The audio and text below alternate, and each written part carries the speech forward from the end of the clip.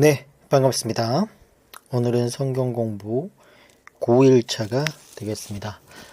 어느덧 지난날까지 저희가 출애굽기를 마무리를 했고, 오늘은 이어서 레위기를 살펴보는 시간이 되었습니다. 레위기도 상당히 적은 분량은 아닌 책이라서 저희가 하루에 하기는 힘들고 이틀로 나눠서 이번 주에는 레위기까지 마무리를 하고 다음 주에 아마도 여호수아, 민수기, 신명기 이렇게 하지 않을까. 민수기, 신명기, 여호수아까지 들어갈 수 있지 않을까 생각을 해봅니다. 네, 참 잘 따라오고 있는 것 같아서 너무 고맙고 감사합니다. 일단 기도하고 시작하겠습니다. 우리를 구원해 주시고 우리를 이곳으로 하나님 말씀을 들을 수 있는 곳으로 인도해 주신 주님께 감사와 찬양을 드립니다. 아버지께서 우리를 사랑함으로 주님의 하신 그 말씀을 올바르게 들을 수 있는 기회를 허락해 주시고 오늘도 이 귀한 시간을 낼 수 있게 은혜 내려주심에 또한 감사를 드립니다. 아버지, 오늘은 아버지와 우리와는 상관이 없지만 이스라엘 백성들하고 함께 약속했던 레위기를 살펴보려고 합니다. 오경의 중심이고 구약의 핵심인 레위기를 통해서 그동안 우리가 어떤 부분을 잘못 알고 있었던지 또 어떤 부분을 오해하고 있었는지를 이 시간을 통해 깨닫게 하여 주시옵소서. 잘못되고 오해했던 것들이 있다면 우리 마음속으로부터 바로 잡을 수 있게 해주시고 온전히 하나님의 그 선한 뜻과 하나님의 그 사랑의 법을 잘 배워서 주님을 기쁘게 하는, 또한 우리 또한 이 땅에서 복을 받는 귀한 깨달음을 얻게 인도하여 주시옵소서. 감사드리며 살아계신 예수님 이름으로 기도드립니다. 아멘. 네, 레위기 7하 원칙으로 살펴볼 때에 기록 시기는 출애굽한 이후에 시내산에 머물었던 BC 1445년경에 기록되었을 걸로 보고 있습니다. 기록 장소는 시내산 앞 광야 회막에서 기록한 걸로 보고 있고, 기록한 자는 모세와 에스라의 손을 통해서 완성되지 않았을까? 대상자는 모든 시대, 모든 사람에게 들려주는 내용이고, 중요한 내용은 하나님의 사랑과 이웃 사랑에 대한 내용들이 나오고 있습니다. 기록 방법은 모세가 회막에서 계시를 받아 기록하였고, 기록 목적은 이스라엘 민족의 삶을 거룩하게 하기 위함입니다. 레위기는 대체적으로 초신자들이나 또 누구에게나 되게 어려워하는 책이죠. 그 이유는 레위기는 재미있는 책이 아니에요. 좀 딱딱한 책이기도 하고, 그러나 우리처럼 장성한 사람들은 성경을 읽을 때에 그 재미를 추구해서는 안 된다고 얘기를 했죠. 그 의미를 바라보고 읽어야 된다고 얘기했습니다. 레위기에는 사실 우리들과는 직접적인 관계가 없는 율법들과 규례와 법도들도 있어서 읽는 사람들에게 흥미거리가 되지 못하는 책 중에 하나이기도 하죠. 그래서 레위기는 우리와 상관없는 책이지만은 그렇지만 또다시 재발견해서 우리에게 꼭 필요한 말씀들이 있다는 거예요. 그래서 읽으면 읽을수록 율법은 선하다는 것을 여러분들이 고백하게 될 거라는 거예요. 그래서 레위기는 신구약 성경 중에서 가장 일찍이 기록된 문서라고 할 수 있습니다. 그리고 모세가 직접 기록했다는 증거가 가장 확실한 책이 있다면 바로 레위기가 아닐까. 모세는 40일간 시내산에서 10계명만 받은 것이 아니라 3가지를 받았는데, 첫째, 돌판에 기록된 10계명을 받았고요. 둘째는 거룩하게 하는 레위기의 내용을 받았고, 생명과 평안의 법이라고도 얘기를 합니다. 셋째가 이스라엘 신앙의 중심이 될 성막의 설교도를 받았어요. 그래서 레위기가 오경의 중심이고 구약의 핵심이라고 누누이 얘기를 해왔습니다. 근데 오늘날 교회에서 구약 성경이 중심이 레위기라고 하는 개념이 없습니다. 예, 그런 개념을 전혀 가르치고 있지 않습니다. 그래서 구약 성경이 대체적으로 어렵게 느껴지죠. 구약 성경의 중심이 레위기라는 것을 파악해도 구약 성경이 한결 쉬워집니다. 역사가 왜 이렇게 이어지고 있는지를 그 원인을 알아야 되는데 그 원인을 모르면 너무나 힘든 거죠. 우리가 영화를 보더라도 무슨 기승전결이라고 하지 않습니까? 그 왜서 이런 사건이 일어나고 저 사람이 왜 저렇게 화가 났고 왜 저렇게 복수를 하려고 하는지 그 원인을 알아야 되는데 그 원인을 모르면 어때요? 지나친 상상력을 발휘해가지고 상상하다 보니까 어떻게 내용과도 전혀 상관없는 그런 쪽으로 가기 쉽다는 거예요. 그래서 레위기는 구약 성경이 왜 이렇게 역사가 이루어지고 가고 있는지의 그 원인, 그 핵심을 얘기하고 있습니다. 레위기가 있기 전에 시내산 언약이 있었고 시내산 언약의 핵심이 뭐예요? 십계명이었습니다. 십계명에 기타 율법이 더해진 것이 시내산 언약이라면 시내산 언약을 좀 더 구체화시킨 것이 레위기죠. 그래서 율법, 율례, 법도, 계명, 그리고 명령이라는 단어가 구약 성경에는 수없이 등장하는데 다 율법을 이야기하는 것입니다. 율법이라고 할 때의 그 율법은 레위기와 시내산 언약과 십계명을 말하는 거예요. 그러므로 자녀들에게 교육할 때에는 십계명을 우리가 외우도록 이렇게 교육하는 것이 좋습니다. 시내산 언약까지 외우면 더 좋은데 이러한 율법을 구체화시킨 하나님의 말씀이 뭐다? 즉 시내산 언약이고 레위기다 이렇게 볼 수 있겠습니다. 그래서 이 이스라엘 유대인들은 이 율법 레위기만 이렇게 갖고 있는 것이 아니라 자신들의 유전 전통을 갖고 있는데 613개가 있죠.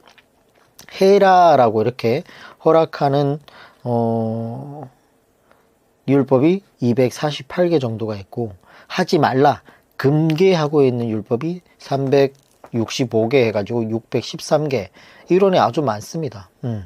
그래서 예를 들어서 안식일을 쉬라 하면 그냥 쉬면 되는데 자꾸만 쉰다는 건 뭐냐? 쉰다는 건 일을 하면 안 된다는 거다. 그러면 일이란 뭐냐? 일은 질량 곱하기 거리다. 그럼 질량은 뭐냐? 질량은 마른 모가과 한 3개 정도를 질량이라고 한다. 그럼 거리란 뭐냐? 913m 정도를 거리라고 한다. 그럼 913m 밖에 어린아이가 넘어지면 어떡하냐?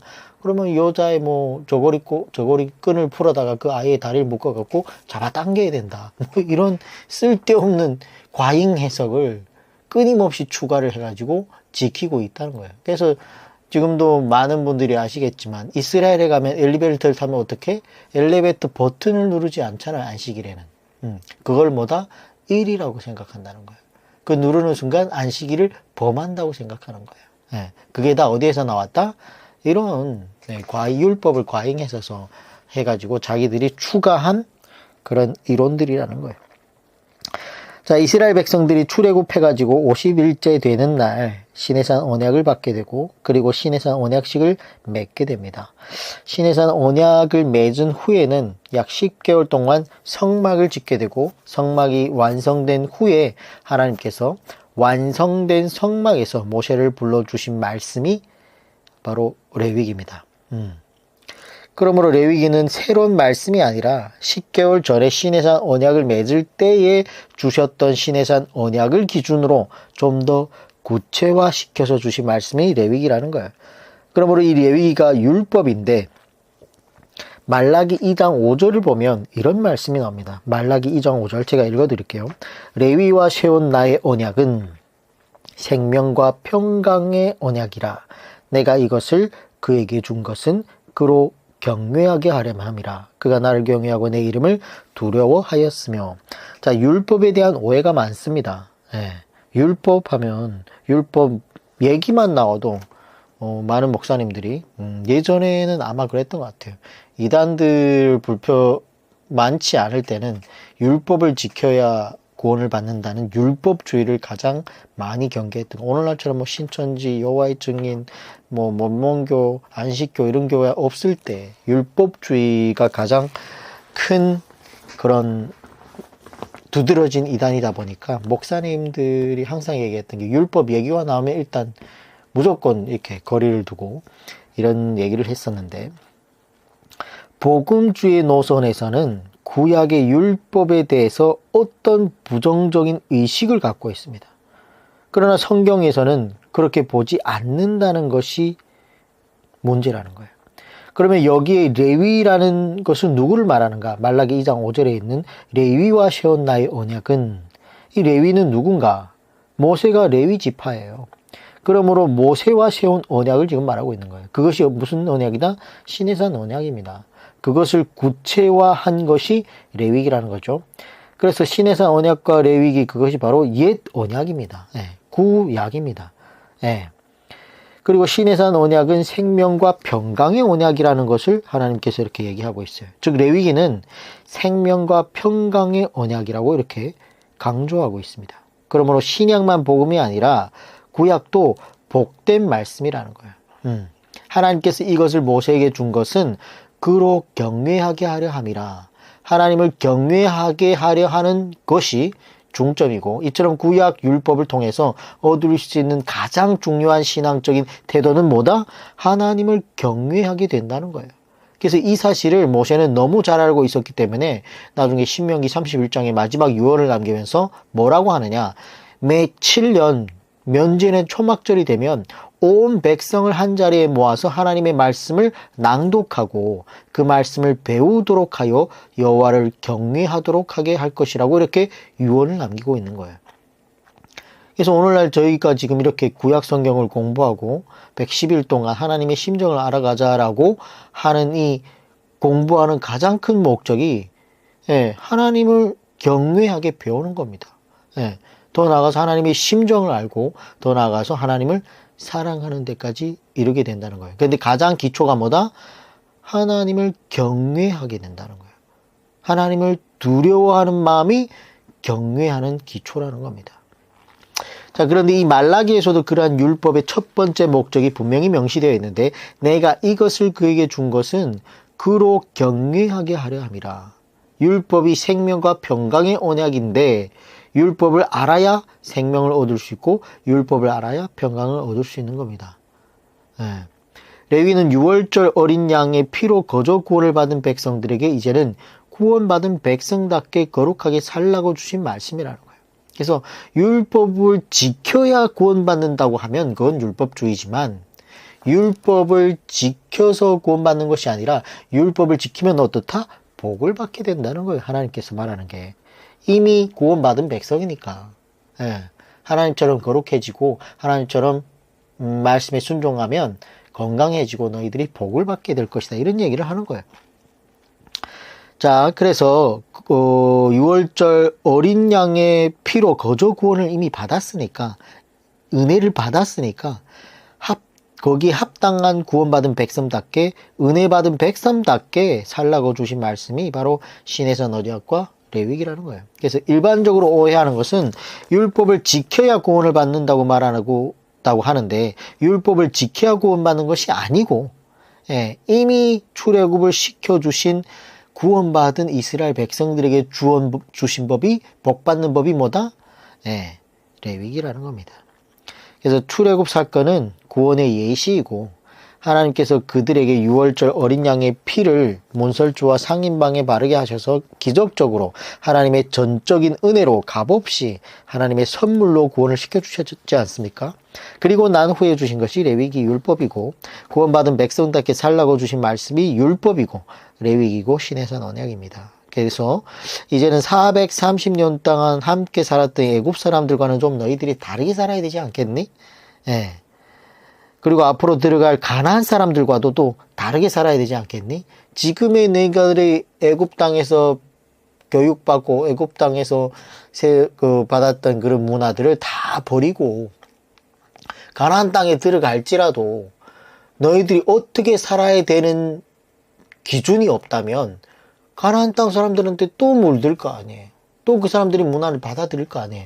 그래서 너희들이 하나님의 백성이라면 어떻게 살아야 되는지에 대한 설명서를 준 거예요. 매뉴얼을 준 겁니다. 그게 레위기예요. 자, 그래서 그런 목적으로 주신 말씀이 레위기라는 거예요. 그러므로 레위기 주제 요절이 레위기 19장 2절에 나옵니다. 19장 2절. 너는 이스라엘 자손이 온 회중에게 말하여 이르라. 너희는 거룩하라. 이는 나 여호와 너희 하나님이 거룩함이니라. 이게 레위기의 요절 중에 요절입니다. 핵심이에요. 핵심. 그래서 사도 바울은 그렇게 얘기했죠. 로마서 8장 3절 4절에 이런 얘기가 있는데 율법이 육신으로 말미암아 연약하여 할 수 없는 그것을 하나님은 하시나니 곧 죄로 말미암아 자기 아들의 죄에 있는 육신의 모양으로 보내어 육신의 죄를 정하사 육신을 따르지 않고 그 영을 따라 행하는 우리에게 율법의 요구가 이루어지게 하려 하심이니라. 자, 그러니까 그 율법의 요구는 성도들의 거룩함, 성결이라는 거예요. 예수 그리스도의 피로 구원받은 백성들은 반드시 율법의 요구를 이루어 드려야 되는데 그것이 뭐냐? 그것은 구원받은 성도가 구원받은 그 자리에서 멈춰 있지 않고 그 삶이 거룩하게 성화되어야 된다는 거예요. 신해산 언약 율법이야말로 우리에게 지키면서 살면 이 땅에서 생명을 누리게 되고 복을 받게 된다는 거예요. 이 땅에서 평강을 누리게 되고 더 많은 복을 받게 된다는 거죠. 오늘날 한국교회 성도들이 이 땅에서 복을 받지 못하는 이유가 어쩌면 구약의 율법을 공부하지 않고 구약 율법대로 살지 않기 때문일 수도 있다는 거예요. 하나님께서는 율법을 분명히 생명과 평강의 언약이라고 복받는 법이라고 주셨지만 배우려고 하지 않으니까 모르니까 그러면서 자꾸 복을 받겠대. 그래서 야야 나 복 받는 법을 다 알려줬다. 좀 읽어봐라. 그런 마음이지 않겠습니까? 두 부류의 사람이 있어요. 첫째는 율법주의자가 있고 그들은 율법을 지켜야 구원받는다고 주장하는 것이고 그건 100% 이단이죠. 그리고 둘째는 율법 폐기론자들이 있어요. 율법이 폐기되었다는 것인데 오늘날의 복음주의 노선이 율법 폐기론자들과 비슷한 행보를 걷고 있다는 거예요. 예를 들면 몬타누스파, 구원파, 말티온파 이런 사람들이 율법 폐기론을 주장하면서 지금 얘기를 하고 있는데 구원파 이단 아닙니까? 몬타누스파, 말티온파 다 이단이에요. 근데 오늘날 복음주의를 강조하고 있는 그리스도인들이 정통파에 있다는 그리스도인들이 율법 폐기론자들처럼 살아가고 있다니까요. 자, 그러면 우리는 율법을 어떻게 봐야 할 것인가? 굉장히 심사숙고하고 냉철한 정신으로 비판할 마음을 갖고 한번 들어봐야 된다는 거예요. 자, 첫째는 제사법인데, 즉 의식법이죠. 의식법. 제사법은 의식법인데 의식법은 모형으로 하던 것이에요. 그러니까 실상에 오면 폐지되었다고 보는 게 맞는 거죠. 예를 들어 동물의 피, 제사는 를 드리던 것을 실상이 쓰인 예수 그리스도의 피로 완전하게 단번에 제사를 드렸으니까 어떻게 됐어요? 폐기된 거죠, 그거는. 그렇다고 번제와 속죄제와 화목제 등 이러한 제사를 공부하지 않아도 되는 것은 아니에요. 공부하고 그 의미는 알아야 된다는 거예요. 근데 이러한 제사 의식법은 폐했지만 그 의미와 정신을 우리가 계승해야 되기 때문에 오늘날 제사를 우리가 드리지 않지만 예수 그리스도가 단번에 제사를 드렸기 때문에 예배는 드리잖아, 예배는. 둘째는 절기법인데 절기법은 변화되었고 순환되었습니다. 오늘날 이단들이 유월절을 지켜야 한다고 하면서 성도들을 미혹하는 경우들이 많은데 유월절은 성찬식으로 이렇게 바뀌었고 오순절은 뭐예요? 성령 강림절로, 초막절은 추수감사절로 이렇게 바뀌었어요. 그리고 할례는 세례로, 안식일은 주일로 이렇게 바뀌었죠. 이처럼 제사법은 폐했고 절기법은 변화된 법이라 이렇게 봐야 된다는 거죠. 그래서 바울이 갈라디아서나 로마서에서 율법이 폐했다고 했습니다. 에베소서 2장 15절을 보면 바울이 법조문으로 된 계명의 율법을 폐하셨다고 하는데 바울이 폐했다고 말하는 율법은 제사법을 말하고 있는 거예요. 이런 걸 갖고 오해를 하면 안 돼요. 에베소서 2장 15절에 법조문으로 된 계명의 율법을 폐하셨으니 이는 이 둘로 자기 안에서 한 세 사람을 지어 화평하게 하시고. 자, 그런데 예수님께서 마태복음 5장 17절에 율법을 폐하러 온 것이 아니라 완전하게 오셨다라고 이렇게 얘기합니다. 그러면 바울과 예수님의 말씀이 서로 충돌되는 것처럼 보이지 않습니까? 그리고 율법이 폐하지 않았다고 주장하는 성경 본문이 상당히 많습니다. 그렇다면 그걸 또 어떻게 볼 것인가? 결론은 구약의 율법 중에서 폐한 법이 있어요. 그리고 폐하지 않은 것도 있어요. 또한 오히려 변화된 것도 있고, 또한 완전해지고 있고, 더 업그레이드된 법도 있다는 거예요. 그래서 산상수훈 같은 그런 법들이 윤리도덕법은 더 업그레이드 됐어요. 구약에서 옛사람들은 너에게 이렇게 얘기를 했으나 나는 너에게 이렇게 얘기하니 하면서 예수님은 더 업그레이드 됐어요. 그런 걸 나중에 살펴보게 될 겁니다. 자, 셋째는 윤리도덕법입니다. 이것은 예수님이 말씀하신 것처럼 더 완전해졌고 더 강화되었다는 거예요. 윤리도덕법이 강화된 것이 바로 산상수훈이죠. 산상수훈을 보면 예수님의 말씀은, 구약의 말씀은 이러이러하지만 나는 너희에게 이렇게 말한다 라고 하시면서 도덕을 더 강화시키는 것을 볼 수 있습니다. 오늘날 우리 기독교인들은 구약에서 말하는 윤리와 도덕보다도 더 강화된, 다시 말해서 산상수훈의 정신을 지키면서 윤리적으로 도덕적으로 더 바르게 살아가야 된다는 것을 예수님의 말씀을 통해서 깨달을 수 있다는 거예요. 자, 문제는 음식법인데, 음식법. 다른 말로 말하면 식품위생법. 이것을 어떻게 볼 것인가 하는 문제인데, 한번 생각해 볼게요. 음식은 과거에는 모형이었고 지금은 실상인가? 제사법처럼 예수님께서 단번에 드려졌기 때문에 제사법은 폐해졌지 않습니까? 그런 것처럼 모형과 실상으로 이렇게 나눠져 있는 법인가? 폐할 수 있는 법인가? 과거에도 밥을 3끼를 먹었고 오늘도 밥을 먹지 않습니까? 오늘날도. 구약 시대도 먹었고 예수님 시대에도 먹고 지금 이 시대를 살아가고 있는 우리도 음식을 먹으면서 살아가지 않습니까? 그러면 먹는 문제도 예나 지금이나 똑같다는 거예요. 어쩌면 더 강화되어서 먹어야 될 수도 있다는 거예요. 자, 그래서 먹을거리에도 자본주의가 들어오면서 뭐 돈만 되면 먹을거리에 어떻게 악한 짓을 해도 아무런 양심의 꺼리낌 없이 돈만 벌겠다는 자본주의에 낳은 괴물 해가지고 잔악괴로 살아가는 사람들이 너무 많은데, 오늘날의 음식은 정말 공부를 해서 철저하게 먹어야 될 필요가 있다는 거예요. 다시 얘기하지만 음식을 막 먹는다고 지옥 가는 게 아니에요. 그리스도인들이 건강을 위해서. 나중에 한번 음식 얘기는 뒤에 가서 다루도록 하겠습니다.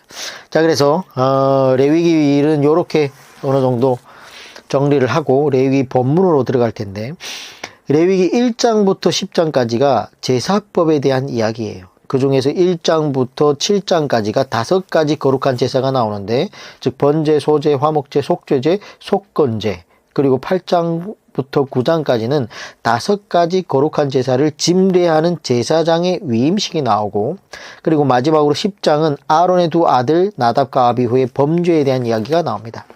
자, 그래서 1장에서 10장까지가 모두 제사에 관한 이야기가 나오는데 가장 많은 분량을 할애하고 있어요. 그래서 즉 레위기 27장 분량 가운데 10장이 제사에 관한 이야기다. 이는 그만큼 제사가 하나님의 백성들에게 있어서 중요하고 아주 중요시해야 되는 것을 의미한다는 거죠. 그러므로 우리 성도에게 있어서 첫 번째 가치는 뭐예요? 예배라는 거예요. 예배. 또한 우리가 삶의 예배가 최우선순위가 되어야 된다는 것을, 이런 거를 공부할 때도 알 수 있는 겁니다. 결국은 제사가 오늘날 예배로 발전되지 않았습니까? 그러므로 오늘날 예배를 중심으로 삼지 않으면 한치의 믿음도 성장할 수가 없다는 거예요.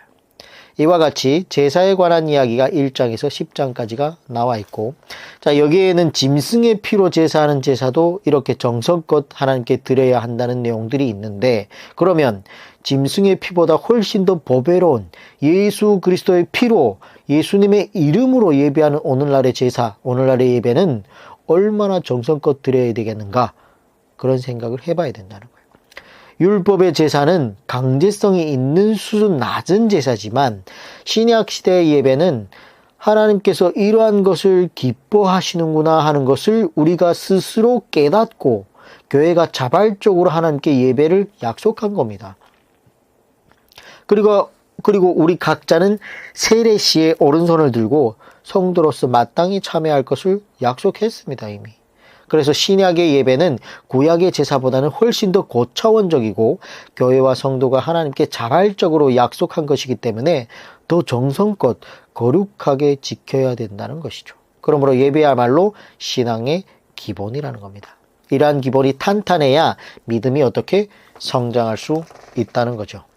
자, 그리고 우리가 명심해야 할 것은 우리는 이러한 의식적인 예배자의 수준을 넘어서야 한다는 겁니다. 우리가 반드시 변화 성장해가지고 의식적인 예배를 발판으로 삼아서 더 수준 높은 예배자가 되어야 됩니다. 즉 주일 예배로 한 주간의 삶을 시작하지만 그러나 그것이 주일 예배로 끝나면 안 되고 우리의 믿음이 성장해서 그 주일 예배가 삶의 예배로까지 발전하는 그런 예배가 되어야 된다는 거예요. 자, 그리고 레위기 1장과 10장과 연결해서 볼 수 있는 구절이 바로 로마서 12장인데 로마서 12장은 예수님의 피로 예배하는 예배자의 예배는 어떠해야 하는가, 이런 거를 기록되어 있습니다. 그래서 주일 예배로 시작되어서 반드시 로마서 12장의 전인격과 전 삶을 산 제사로 드리는 영적 예배자가 되어야 된다는 겁니다. 그래서 로마서 12장은 나중에 한번 쭉 시간 될 때 읽어보시면 좋고, 로마서 12장에서도 사도 바울이 이야기하는 영적 예배자의 첫 번째 단추가 뭐냐면 그것은 시대 정신을 본받지 말라는 거예요. 우리가 시대 정신을 본받으면 안 되는데도 오늘날 교회들이 철저하게 시대 정신을 본받고 있다는 거예요. 시대 정신을 본받지 말라는 건 뭐냐면 유흥을 타지 말라, 유행을 타지 말라, 이런 얘기입니다. 오늘날 목사님들을 보면 많은 목사님들이 목회자 같지 않고 사장님 같고 회장님 같고 CEO 같을 때가 너무도 많아요. 대형교회 목회자들은 자신을 거의 CEO처럼 생각하는 분들이 너무 많습니다.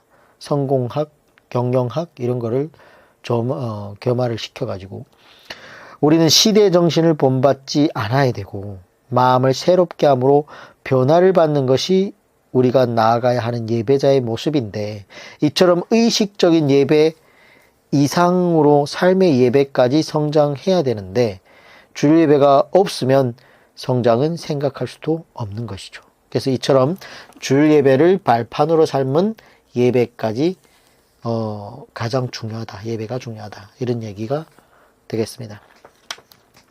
레위기 4장 한번 보겠습니다. 레위기 4장에는 속죄제가 나오는데 제사 중에 가장 중요한 제사는 속죄제가 되겠습니다. 그 이유는 인간의 죄의 문제가 가장 중요한 문제이기 때문이죠.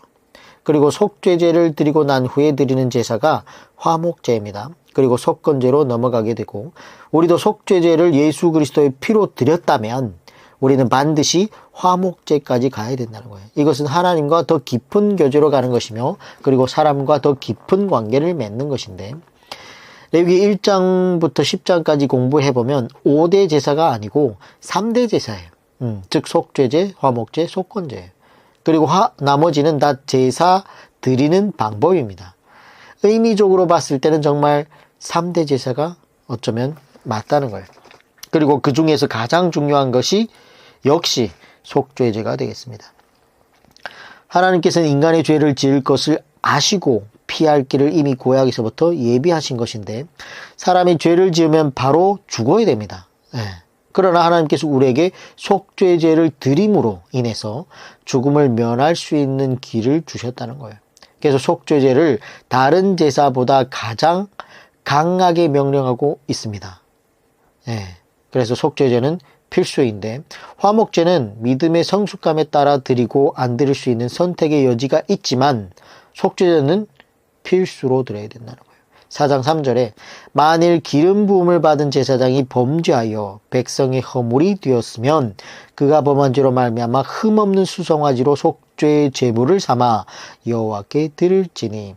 제사장의 속죄제, 즉 오늘날로 말하면 목사님이라고 말할 수 있을 텐데 제사장의 속죄제 제물은 흠없는 수송아지를 드려야 된다는 거예요. 그리고 족장들, 즉 디조자들은 흠없는 수송아지를 드려야 된다는 거예요.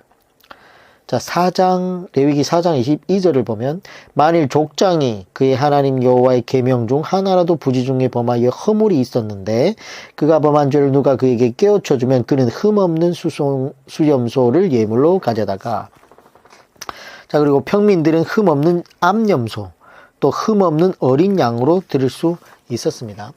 4장 27절 만일 평민의 한 사람이 여호와의 계명 중 하나라도 부지 중에 범하여 허물이 있었는데 그가 범한 죄를 누가 그에게 깨우쳐 주면 그는 흠없는 암염소를 끌고 와서 그 범한 죄로 말미암아 그것을 예물로 삼아. 또 가난한 자들은 비둘기 2마리로도 이렇게 속죄제를 드릴 수 있다는 거예요. 만일 5장 7절에 보면 나와요. 만일 그의 힘이 어린 양을 바치는 데에 미치지 못하면 그가 지은 죄를 속죄하기 위하여 산비둘기 2마리나 집비둘기 새끼 2마리를 여호와께로 가져가되 하나는 속죄제물을 삼고 하나는 번제제물로 삼아. 그러니까 마지막으로 이렇게 극빈층들, 돈이 없어서 할 수 있는 고운 가루 10분의 1 에바, 즉 밀가루 2.2리터로 드릴 수도 있었다는 거, 속죄제를. 5장 12절에 나오는데 만일 그의 손이 산비둘기 2마리나 집비둘기 2마리에도 미치지 못하면 그의 범죄로 말미암아 고운 가루 10분의 1 에바를 예물로 가져다가 속죄 제물로 드리되 이는 속죄제인즉 그 위에 기름을 붓지 말며 유향을 놓지 말라. 자, 이미 구약에서부터 이 죄의 문제, 구원의 문제는 행위의 문제가 아니라 믿음으로 값없이 거저 구원을 받은 십자가의 정신이 지금 묻어나고 있다는 거예요. 그래서 하나님께서 밀가루 2.2리터를 가지고도 속죄제를 드릴 수 있도록 해놓으셨다는 거예요. 이렇게 속죄제가 중요하고 이 속죄제는 모든 사람이 부담 없이 드릴 수 있도록 하는 구조를 이렇게 하나님께서 만들어 놓는 것을 볼 수 있어요. 때문에 이처럼 속죄제에도 하나님의 은혜가 흐르고 있다는 것을 보아내야 됩니다. 그리고 지도자가 죄를 지었을 때와 백성들이 죄를 지었을 때의 죄물이 다른 것을 보면 오늘날도 목회자가 죄를 지었을 때와 일반 신자가 죄를 지었을 때의 죄의 무게가 다르다는 것을 알 수 있어야 돼요. 그러므로 목회자는 성도들도 그렇게 하는데 목회자도 사람인데 그런 생각을 가지고 있으면 안 된다는 거예요. 주의 종들은 메이저급 심판이 있다라고 이렇게 야고보서 3장 1절에 나왔습니다. 야고보서 3장 1절에 보면 이런 얘기가 있어요. 내 형제들아 너희는 선생된 우리가 더 큰 심판을 받을 줄 알고 메이존 크리마가 있을 줄 알고 선생이 많이 되지 말라. 이렇게 얘기하는 것을 보십니다. 자, 이는 우리가 맡고 있는 사명이 크기 때문이에요. 주의 종들이 특별히 하나님께서 목회자에게 좀 더 높은 기준을 제시하고 있다는 것을 늘 명심하고 주의 종답게 더 죄를 경계하는 태도가 있어야 된다는 거예요. 그리고 속죄제에 있어서 중요한 부분이 있는데 4장 14절에 나옵니다. 그 범한 죄를 깨달았으면, 레위기 4장 14절에 그 범한 죄를 깨달으면 회중은 수송아지를 속죄제로 드릴지니 그것을 회막 앞으로 끌어다가, 그러니까 무조건 속죄제를 드리면 하나님께 상납되는 것이 아니라 속죄제가 상납이 되려면 반드시 속죄제를 드리는 사람이 자기의 죄를 깨달아야 된다는 거예요.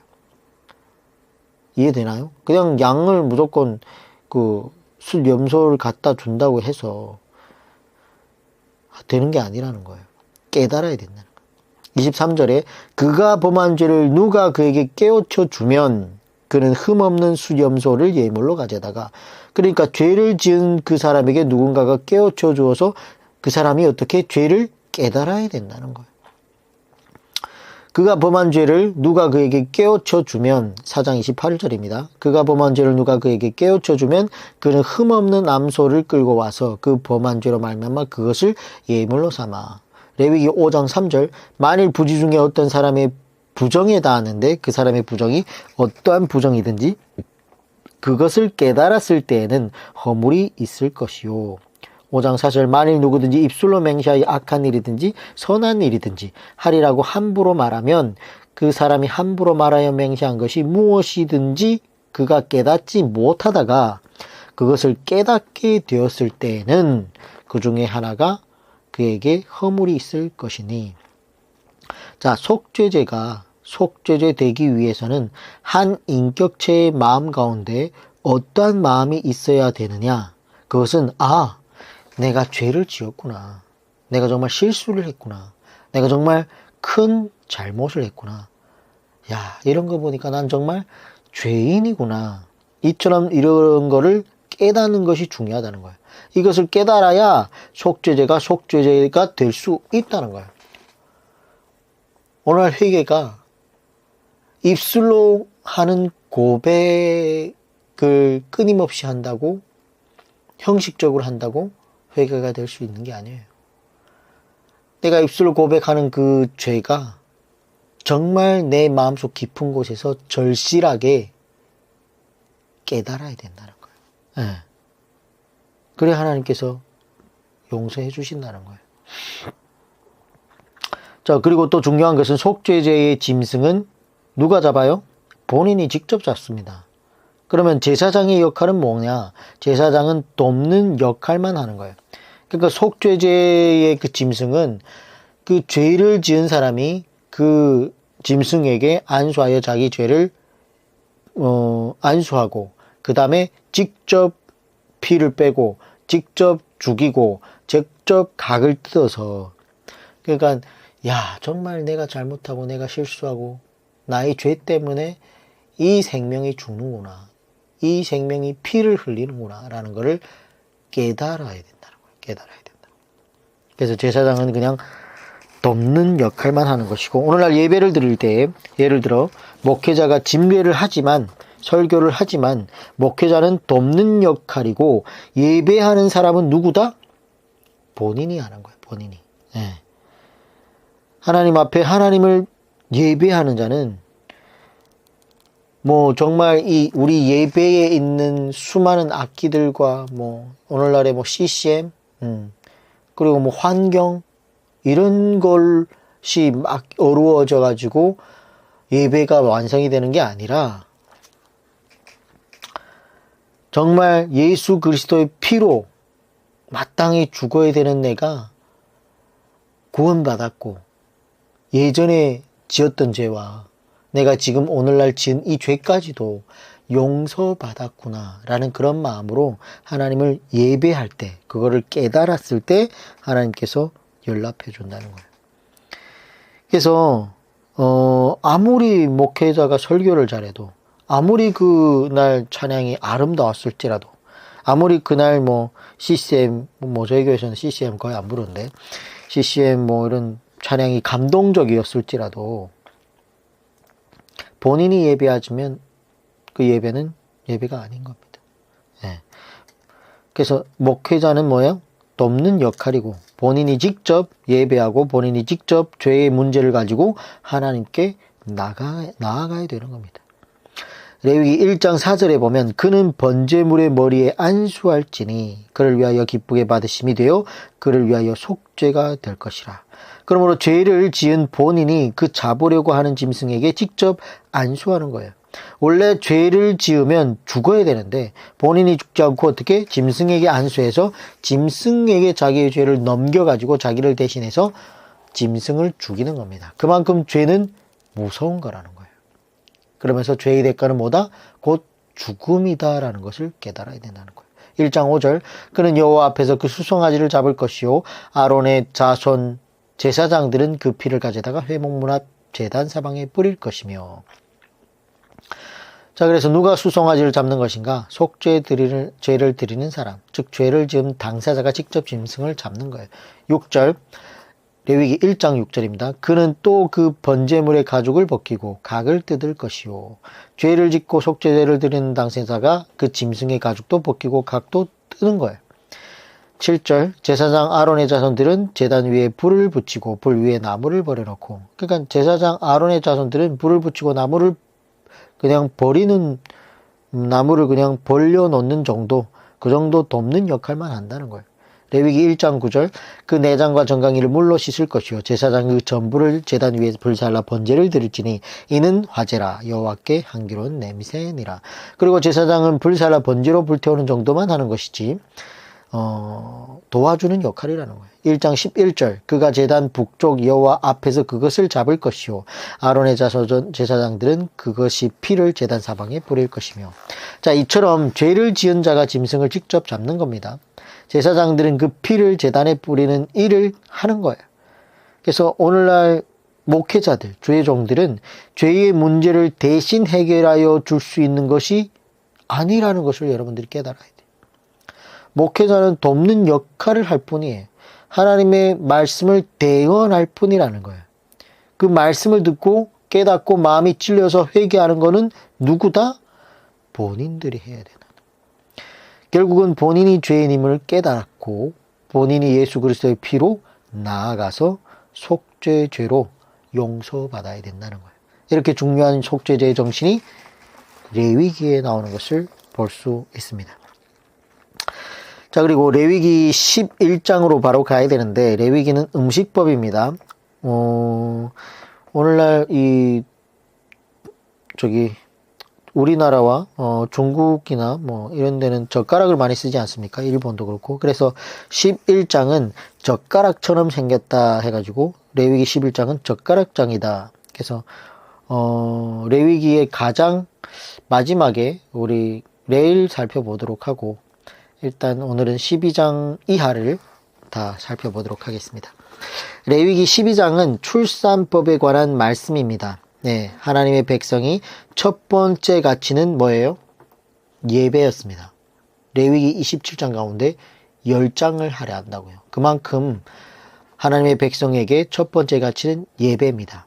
그 다음에 하나님의 백성이 두 번째 되는 가치는 뭐예요? 음식입니다. 음식은 곧 뭐냐? 건강한 거예요. 건강한 거. 건강법이라고 할 수 있겠습니다. 그래서 우리가 건강하지 않으면 하나님을 사랑할 수도 없고 이웃을 사랑할 수도 없어요. 그러면 전도도 잘 안 돼요. 내가 건강을 한 게 이웃을 사랑하는 거예요. 아파봐요. 가족들에게 얼마나 민폐인가. 그래서 내가 우리 가족을 특별히 뭘 해줘서 사랑한다기보다는 내가 건강한 게 가장 원초적인 내 이웃을 사랑하는 거예요. 내 가족을 사랑하는 거예요.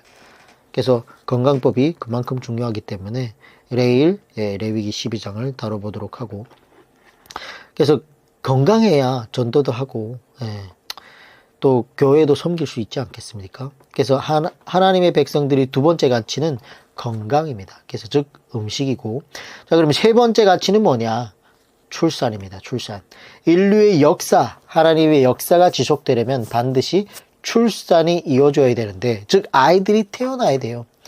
오늘날 한국 사회는 결국 저출산과 초고령화로 접어들면서 앞으로 큰 위기를 맞이하게 될 텐데, 이대로만 가면, 이 정도로 출산율을 유지를 하면 앞으로 어떻게 보면 200년에서 300년 한국이라는 나라가 없어질 수도 있다고 하지 않습니까? 그만큼 지금 저출산과 초고령화로 이렇게 접어들었다는 거예요. 그리고 이것이 또한 한국 교회의 미래를 어둡게 하고 있습니다. 요즘은 교회마다 아이들이 없어요. 그래서 얼마 전에도 저희 주일학교 교육한다 그래가지고 다른 데 이렇게 교육을 갔더니, 요즘은 주일학교에서 교회마다 주일학교를 혼자서 하기에는 너무 아이가 없으니까 연합해서 이렇게 주일학교를 하고 있더라고. 그만큼 생육하고 번성하지 않고 있다. 자, 그렇기 때문에 기독교인들은 반드시 출산을 해야 됩니다. 율법을 주시기 전에 가장 먼저 우리에게 주신 법이 뭐예요? 생육하고 번성하여 땅에 충만하라 라는 창세기 1장 28절을 우리가 배웠지 않았습니까? 그래서 그리스도인들은 낳을 수 있는 대로 웬만하면 낳으면 좋은데, 우리 노아 엄마도 이 얘기를 들을 수 있을 텐데 예, 고민을 해봐야 됩니다. 아직 공작문이 닿지 않았다면 낳을 수 있을 때 낳는 것을 고민을 해봐야 돼요. 하나님의 명령이니까. 그래서 그리스도인들은 자녀 계획이라는 단어를 쓰면 안 된대.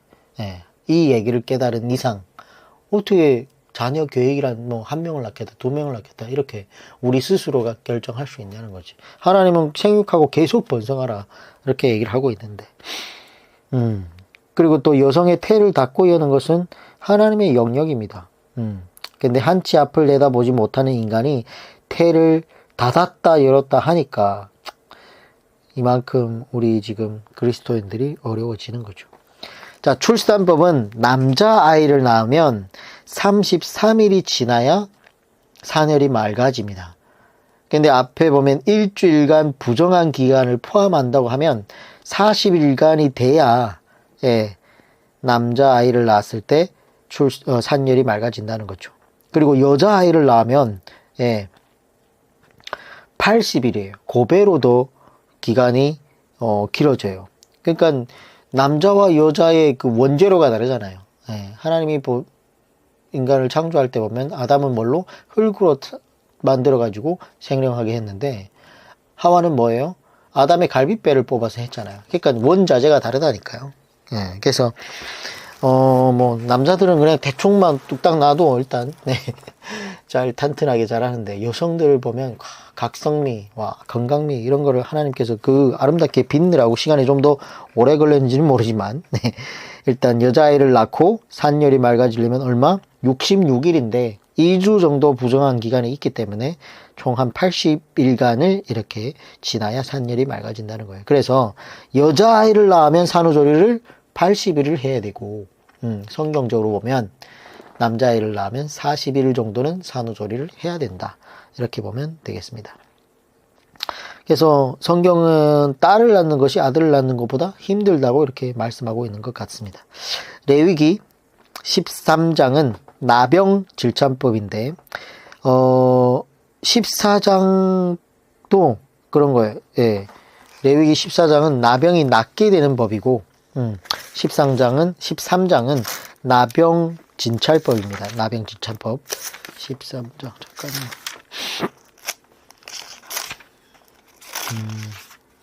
레위기 13장 잠깐만요. 나병 진찰법. 그 보면 뭐 피부에 나병이라든지 이렇게 됐을 때 그거를 어떻게 진단하는 제사장들은 그들을 어떻게 해야 되는지 이런 것들이 나오고 14장이 나병이 낫게 되었을 때 정결하게 되는 절차에 관한 말씀이 바로 14장에 나옵니다. 그래서 레위기 13장과 14장은 나병에 관한 법입니다. 나병에 관한 법. 14장의 1절, 2절에 보면 나병 환자가 정결하게 되는 날의 규례는 이러하리니 곧 그 사람을 제사장에게로 데려갈 것이요. 그래서 신약 성경에도 보면 예수님께서 나병 환자를 고쳐주시고 어디? 너는 제사장에게로 가서 마땅히 행할 것을 행하라. 이렇게 얘기하지 않습니까? 그래서 예수님도 구약의 능력으로 고쳐주셨지만 구약의 율법을 존중했다, 존중하지 않았다? 존중했다는 거예요. 자, 그리고 15장은 성병, 유출병에 대한 말씀인데, 자, 그래서 레위기 13, 14, 15장은 오늘날과는 크게 관계없는 율법이지만 당시에는 아주 중요한 말씀이었어요. 이러한 것을 보면 하나님께서 하나님의 백성들의 위생관리를 어떻게 해야 되는지, 어떻게 했을 때가 가장 건강한지를 그리고 그거를 어떻게 관리를 해야 되는지를 알려주셨다는 거예요. 그래서 건강관리를 잘 하기를 원하시는 것을 우리가 이런 레위기 13, 14, 15장을 통해서 알 수 있습니다. 자, 그리고 16장에는 대속죄일 규례가 나오는데, 대속죄일은 예수 그리스도의 속죄로 말미암아 완전히 속죄가 되었기 때문에 오늘날 우리가 대속죄일을 지킬 필요는 없습니다. 그러므로 16장도 우리와는 큰 관계가 없는 이미 폐한 율법이죠. 레위기 17장은 근데 중요합니다. 이것은 음식법과 우리 함께 봐야 되는데 율법의 곳곳에 보면 절대로 피를 먹지 말라라고 되어 있습니다.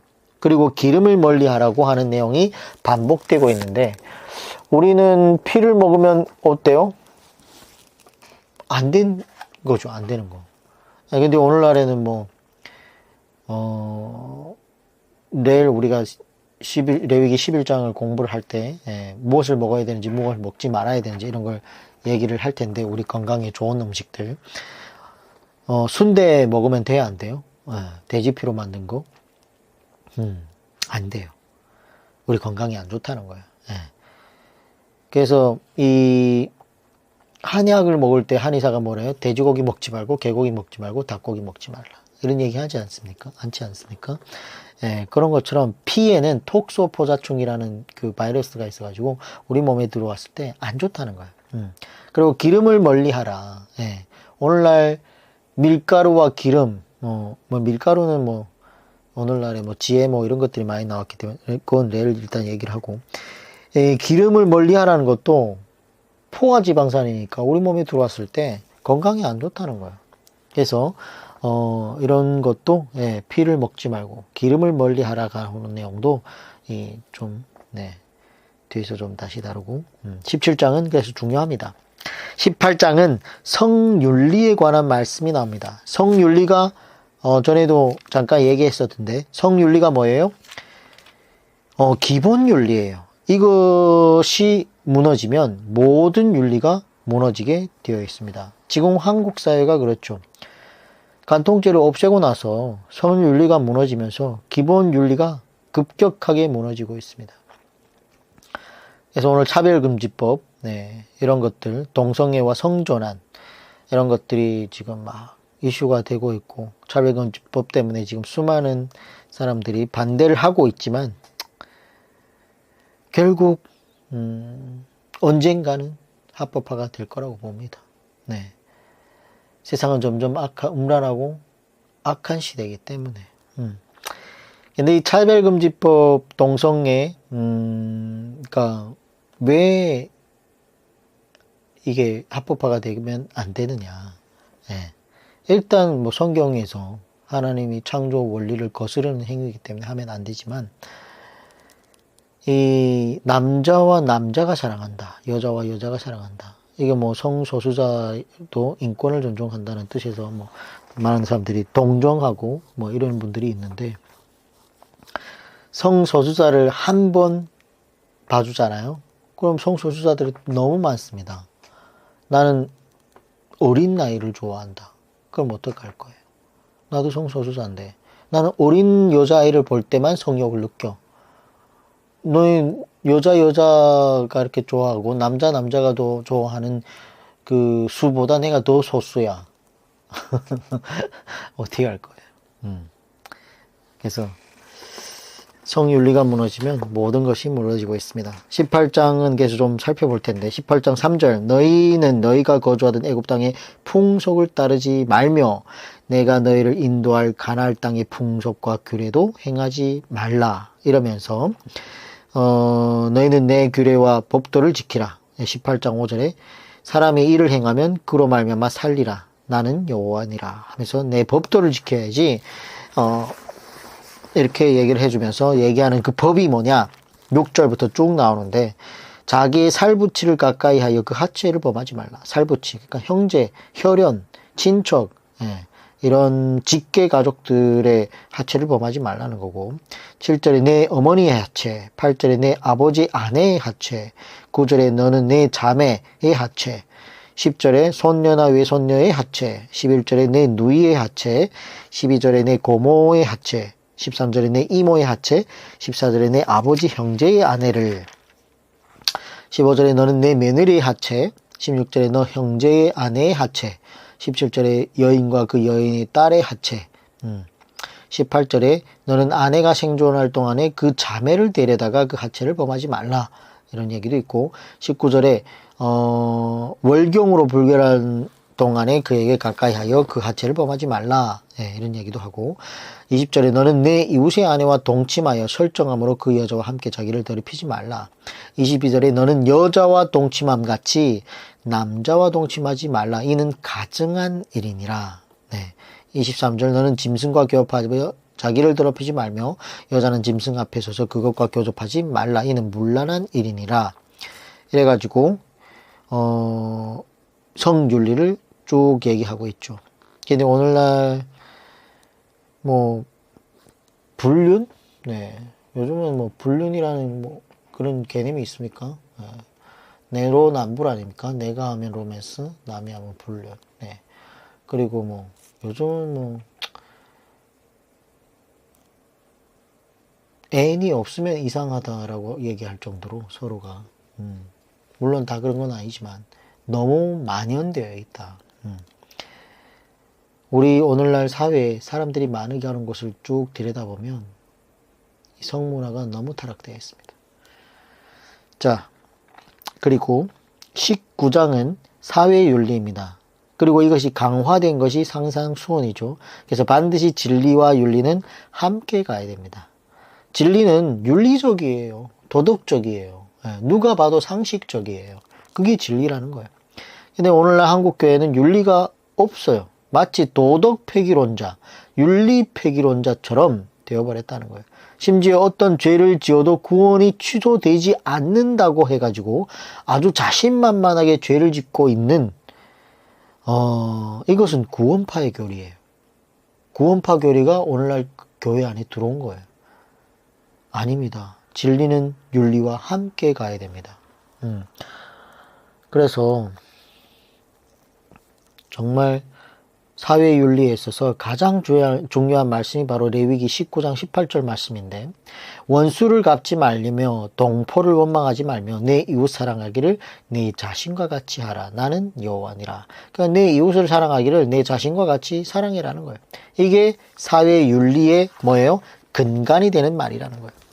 자, 그리고 레위기 두 가지 큰 기둥을 정리해보면 다음과 같은데, 첫째는 1장부터 10장까지가 하나님 사랑, 즉 하나님을 사랑하는 법을 가르치는 것이 1장에서 10장까지고, 두 번째 기둥이 바로 12장에서 27장까지로 이웃사랑, 즉 이웃을 사랑하는 법입니다. 그런데 이웃의 사랑에 대한 이야기가 직접 표현된 것이 바로 레위기 19장 18절이에요.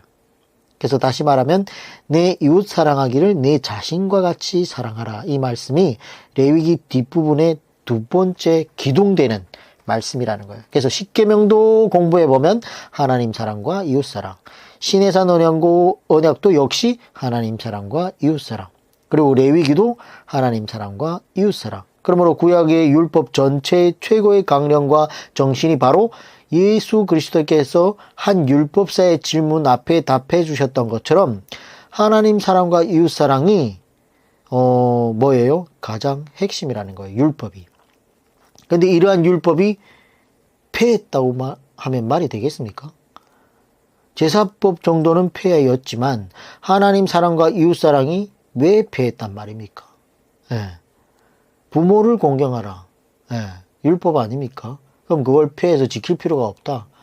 살인하지 말라. 도덕법. 탐하지 말라. 거짓말하지 말라. 거짓 증언하지 말라. 이런 거 다 윤리도덕법은 다 강화가 됐어요.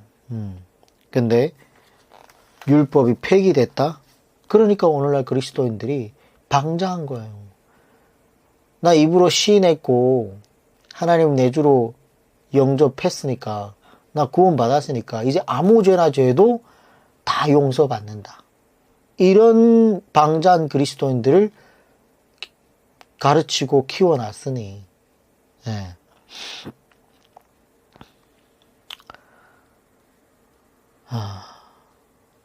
여기 뭐 하고 싶은 얘기가 있었는데 까먹었어.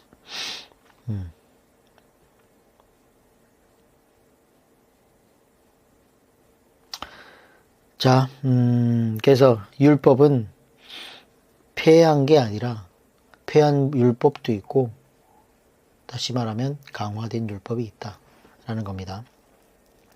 레위기 20장으로 갑니다. 반드시 죽일 죄가 있습니다. 반드시 죽일 죄가 10가지가 있는데, 그리고 그 대가 끊길 죄가 5가지에 관한 말씀이 나옵니다. 성경에는 사형 제도가 있어요. 그러면 사형 제도의 목적이 뭐냐? 죽이는 것이 목적이 아니고 사형법이 있으므로 인해 가지고 하나님의 목적은 죄를 예방하는 겁니다. 예방법입니다. 하나님께서 인간의 본성을 아신 거죠. 인간은 반드시 법이 있어야 그 법이 무서워서라도 윤리와 도덕을 지키게 된다는 거죠. 그래서 죽이는 것이 목적이 아니라 예방하는 것이 목적입니다. 그래서 사형제도를 주신 것인데, 그런데도 사형제도를 반대하는 주의 종들이 있다는 거예요. 그러면 안 돼요.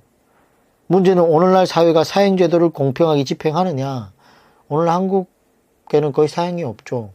거의 무기징역이 가장 큰 형벌인데 인간이 어떻게 하나님보다 더 자비로워 되겠습니까? 예. 오늘날은 뭐 사형은 또 하나의 살인이다 하면서 사형제도를 없앴는데 그러다 보니까 살인 사건이 더 많이 나온다는 거예요. 전에도 얘기했지만 살인을 했는데 그것도 서너 명을 살인을 했는데 20년을 받았어. 징역. 무기징역을 받았는데 모범수로 또 마지막에 한 20년 살다가 나와.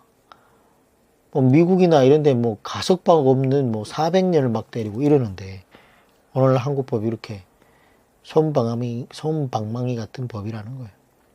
그래서 항상 하나님의 법은 예방법이에요. 사람을 죽이고 싶어 죽이는 게 아니라 너희들이 이러이러해서 너희들 중에서 악을 제하라. 이게 목적입니다. 자, 레위기 21장은 제사장 처신법인데 범사의 제사장은 처신을 잘해야 된다는 거죠. 오늘날 주의 종들이 내가 목사이기 때문에 이래도 괜찮다고 생각하는 것은 참 위험한 발상입니다. 어떤 분들은 성도와 목사 몸에 흐르는 피 자체가 다르다 뭐 이런 얘기를 하는데 망상입니다. 자, 주의 종들이 처신을 잘해야 되기 때문에 어쩌면 목사이기 때문에 더 잘해야 되고 더 조심해야 된다는 거죠. 그런 것이 하나님의 뜻입니다. 그리고 알 것은 지금은 만인 제사장이죠. 네, 그러므로 하나님을 섬기는 우리 모두가 다 그렇게 살아야 돼요. 목회자만 그렇게 사는 것이 아니라 우리 성도들도 남달라야 됩니다. 자, 레위기 22장은 성물을 먹는 법, 하나님께 드려진 음식을 누가 먹을 수 있고 누가 먹을 수 없는지를 말씀하고 있고 레위기 23장은 거룩한 절기에 관한 말씀을 하고 있습니다. 그래서 오늘날 6월절, 오순절, 초막절에 관한 말씀이 나오는데 6월절은 6월절일로 이렇게 되어 있고 오순절은 다른 말로 칠칠절, 즉 7일이 7주나 지나갔다는 의미죠. 그래서 오순절은 6월절로부터 50일째 되는 날이고 초막절은 뭐 장막절, 수장절이라고 하는데 그리고 그 제사 절기를 드릴 때에는 빈손으로 나오면 안 되고 복을 주신 대로 감사함으로 기쁨으로 예물을 드려야 한다는 얘기가 23장에 나와 있습니다. 24장은 성막과 제단 관리에 관한 말씀이 나오고 성막 제단을 관리하는 사람들의 바로 레위인인데 레위인들은 24개 바늘로 나누어서 섬기게 하라는 겁니다. 그래서 이 한 바늘이 15일씩 섬기면 24바늘이 모두 1년을 이렇게 봉사하게 되는 것이죠. 그리고 또 24장 후반부에 보면 이에는 이, 눈에는 눈 이런 얘기가 나오는데 이런 것도 저 사람이 우리 아들을 죽였으니까 내가 가가지고 뭐 이렇게 죽인다는 게 아니고 재판법입니다. 이거는 재판할 때 공정하게 해라. 어떠한 사람이 억울하게 하지 말라. 저 사람이 이빨 빠졌으면 이 한 사람도 이빨 빠지게 공정하게 해라. 하나가 빠졌는데 두 개를 빼지 말고 이런 재판할 때 공정하게 하라는 얘기로 상처에는 상처로 눈에는 눈으로 이에는 이로 갚을지라 이런 얘기입니다. 24장에 나오는. 자, 25장은 토지법입니다. 안식년과 희년법이 나오고 안식년과 희년법은 모두 다 토지법이죠. 다시 말하면 제사장이 쉬는 것이 아니고 토지가 쉬는 거예요. 근데 오늘날 주의 종들은 자기가 안식년을 갖는다고 하는데 이 안식년이라고 표현하면 안 됩니다. 안식년은 토지가 쉬는 것이지 사람이 쉬는 게 아니에요. 율법에 안식년 제도가 있기 때문에 뭐 만약 쉬겠다고 하는 것은 뭐 맞는 말이 아니라는 거죠. 뭐 굳이 꼭 쉬겠다고 우기면 뭐 어쩔 수는 없지만 그렇지만 안식년은 7년 차가 되면 땅을 쉬게 하라는 거예요. 그리고 7년 차 되었을 때 자연스럽게 수확되는 밀이나 과수원의 수확은 가난한 자들의 몫으로 돌리라는 거예요. 그리고 희년 토지법은 50년이 되면 그 토지를 원래 주인에게 돌려줘라는 얘기예요. 그래서 모든 것을 잃고 부도난 사람이 다시 회생할 수 있도록 돌려줘라는 그런 얘기를 하고 있습니다. 그렇게 토지 이야기가 나오고 율법이 마무리되면서 26장이 나오는데 이것은 복과 저주의 장이 바로 26장이에요. 근데 이것은 또 신명기 28장에 면밀하게 또 살펴볼 수도 있죠. 그 이유는 레위기를 가지고 풀어서 설명한 것이 신명기이기 때문에, 다시 말하면 모세가 레위기를 가지고 설교한 것이 신명기입니다. 그래서 좀 더 구체적으로 말하면 모세가 레위기 26장을 풀어서 설교한 것이 신명기 28장이 되는 거죠. 그래서 신명기가 좀 더 쉽습니다. 자, 그래서 오늘날 부흥사들이 가장 많이 인용하는 구절이 한 구절이 바로 레위기 26장 3절부터인데, 레위기 26장 3절에 보면 너희가 내 규례와 계명을 준행하면 내가 너희에게 철따라 비를 주리니 땅은 그 산물을 내고 밭의 나무는 열매를 맺으리라. 너희가 내 규례와 계명을 준행하면, 앞에 나와 있는 제사법과, 지금은 아니죠. 지금은 우리가 예수 그리스도의 피로 해가지고 제사법이 폐해지고 예배를 드리는 거고, 이때 당시에는 그 제사법과 그 11장에 나오는 건강법, 나병진찰법 이런 것들을 다 지키면, 준행하면 내가 너에게 철따라 비를 주겠다는 거예요. 예. 이것은 무조건적인 언약이 아니라 조건적인 언약이죠. 예. 지키면, 그러니까 지키면 복을 주겠다는 거예요. 우리가 하나님께 복을 받으려면 복을 받을 행동을 해야 복을 받는다는 거예요.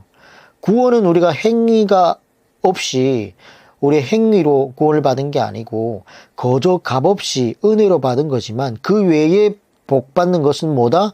우리의 행동에 따라서, 우리의 태도에 따라서 그 복이 달라진다는 거예요. 이처럼 레위기 1장에서 25장까지가 나와 있는 이 율법을 듣고 지키면 복을 받는다는 것이에요. 예. 오늘로 말하면 우리가 하나님의 말씀을 붙들고 살면 복을 받는다는 거예요. 그러면 어떤 복을 받을 것인가? 내가 너에게 철 따라 비를 주리니. 철을 따라 복을 주시는 것이에요.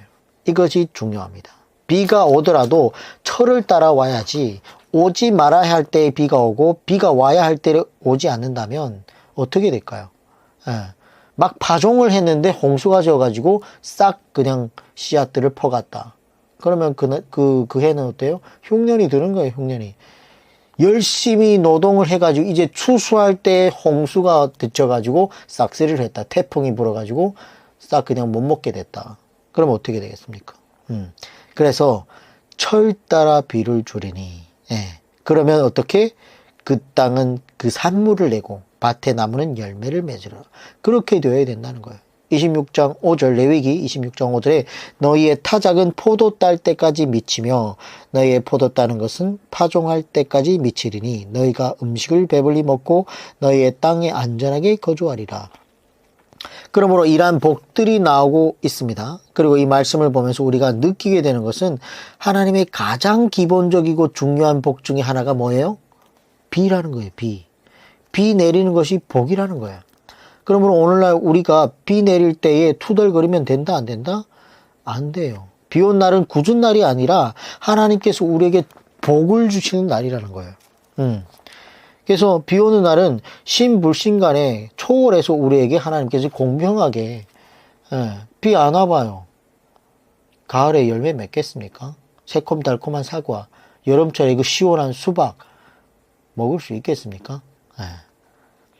그래서 아이고 하나님 비 오는 날 굳은 날 이런 얘기로 투덜거리면 안 되고, 그런 날에는 오히려 하나님을 찬양하고 그 복을 감사하게 생각하는 그런 그리스도인들이 되어야 되겠습니다. 26장 14절에 그러나 너희가 내게 청종하지 아니하여 이 모든 명령을 준행하지 아니하면 하면서 단락이 나눠지는데, 이제는 저주가 임한다는 얘기를 하고 있습니다. 복이 길게 소개되고 있습니까? 아니면 저주와 징벌이 훨씬 길게 소개되고 있어요.